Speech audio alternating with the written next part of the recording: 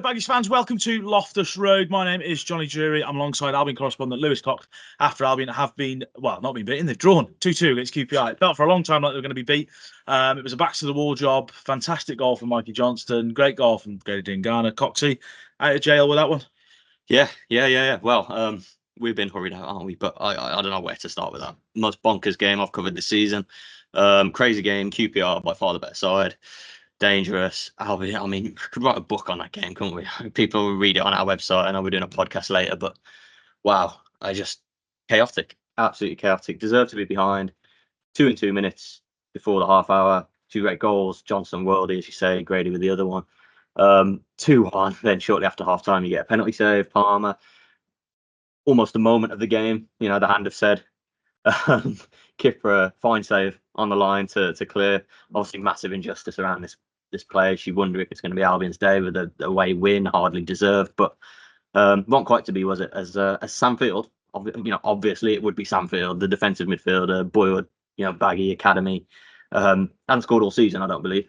Who nets his second for 2-2, and it was he who Kipper handballed off the line. So Sam Field should have had a hat trick, which in essence I think sums up a mad night, to be honest. Yeah, pretty mad. Missed opportunity, really. I know Norwich got points at Middlesbrough and Albion have increased their gap, but you felt that.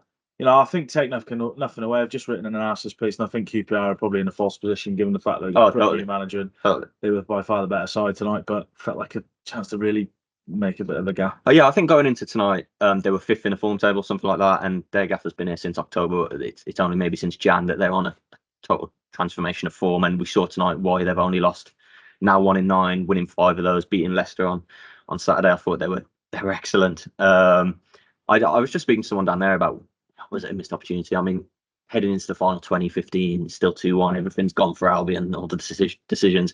We're seeing the gap at 7 points with Norwich losing elsewhere, and you're thinking, 7 points, like this is excellent. And obviously the 2-2 means the gap's down to 5, but it's still 5. It's still 5-point gap now, up from 4. It's just a really bonkers evening. I mean, we were loving it in the press box, weren't we? Yeah, quite hard. Were we? I wasn't. Well, quite hard to cover, to be honest. I mean, my match report was miles behind, but I know a lot of the neutrals I was sitting by were breathless. Absolutely great entertainment, really. I'm not sure the away end really enjoyed it as much, perhaps. It was mostly all QPR, wasn't it? But in the end, I think it's a good point. I really do. Obviously, a very valuable point, potentially at the end of the season. But even in the here and now, we know away hasn't been as good as home. But QPR were by miles the better. Weren't they? It weren't quite sure one-way traffic, but it was almost all QPR. Yeah.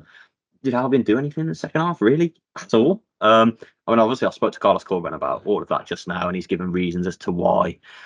Just for a bit of entertainment, he's given it the Arsene Wenger. I haven't seen it on the Kipper incident, which is not a surprise, but he genuinely hasn't been shown a replay of it, which, perhaps if it was the other way around and it was denying Albion, maybe he would have been shown a replay of it. But look, Cifuentes, the QPR manager, was obviously unhappy and felt the injustice. But look, Albion, I think privately maybe are laughing with a point here, because daylight robbery might be a bit strong, Johnny, but nighttime robbery, maybe. I don't know. We'll discuss it at length, won't we, on the way home? And a mobile Baggies podcast. But crazy night, and I'm personally very pleased with the point.